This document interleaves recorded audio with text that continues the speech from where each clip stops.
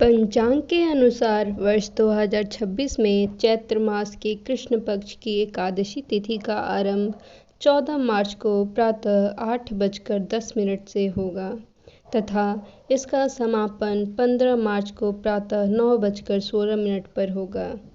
उदया तिथि के अनुसार 15 मार्च 2026 रविवार को पाप मोचनी एकादशी का व्रत रखा जाएगा।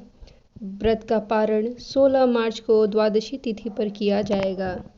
एकादशी का महत्व क्या है?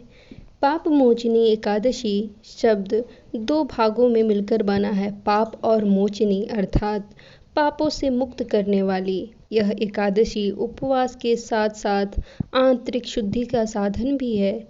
यह दिन आत्मावलोक और प्रभु के शरण में समर्पण का अवसर प्रदान करता है।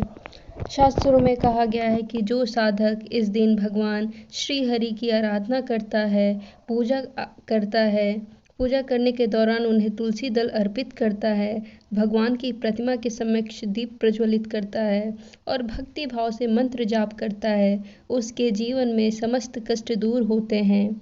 भगवान विष्णु और माता लक्ष्मी की कृपा से घर में सुख, समृद्धि, शांति और धर्म का वास होता है।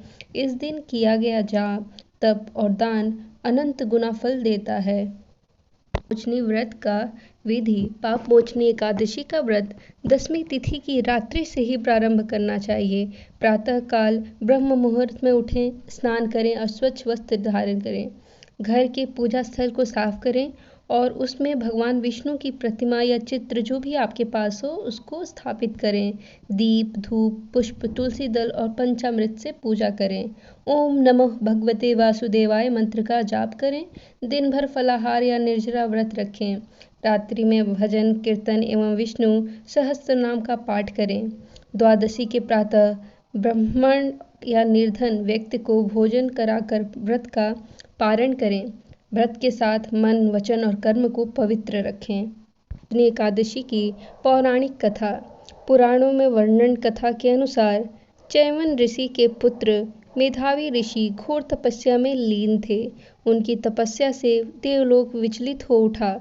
देवराज इंद्र ने अप्सरा मंजू घोषा को उनकी तपस्या भंग करने भेजा। मोह के प्रभाव में आकर ऋषि की साधना भंग हो गई और वे वर्षों तक सांसारिक आकर्षक में उलझे रहे। जब उन्हें अपनी भूल का बोध हुआ तो वे अत्यंत दुखी हुए और पापों से मुक्ति का उपाय खोजने लगे। तब देवर्षि नारद ने उन्हें पाप मोचनी एकादशी व्रत का रखने का सुझाव दिया। विधि पूर्वक व्रत रखने तथा भगवान नारायण की आराधना से मेधावी ऋषि पुनः तपोबल प्राप्त कर पापों से मुक्त हुए। तो आइए अब जानते हैं पापों से मुक्ति के उपाय क्या हैं। भगवान के सम्मुख अपने दोषों को स्वीकार कर क्षमा मांगे। तुलसी को जल अर्पित कर परिक्रमा करें। विष्णु सहस्त्र नाम या हरि नाम संकीर्तन करें। सत्य, करुणा और संयम का पालन रखें। जरूरतमंदों की सहायता करें। एकादशी पर दान की महिमा। सनातन परंपरा में दान को महान तप कहा गया है। कहा जाता है कि विशेष रूप से एकादशी के दिन किया गया दान अक्षय फल देने वाला माना जाता है। अन्नदान, वस्त्रदान, गौदान या दक्षिणा, इन सब का अपनी अपनी जगह विशेष महत्व है। स्कंद पुराण में दान का उल्लेख करते हुए कहा गया है कि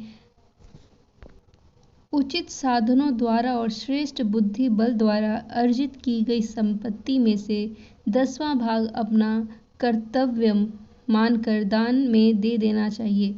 अपने दान को भगवान की प्रसन्नता के लिए अर्पित करें। दान के प्रमुख लाभों की अगर बात करें तो पापों का क्षय।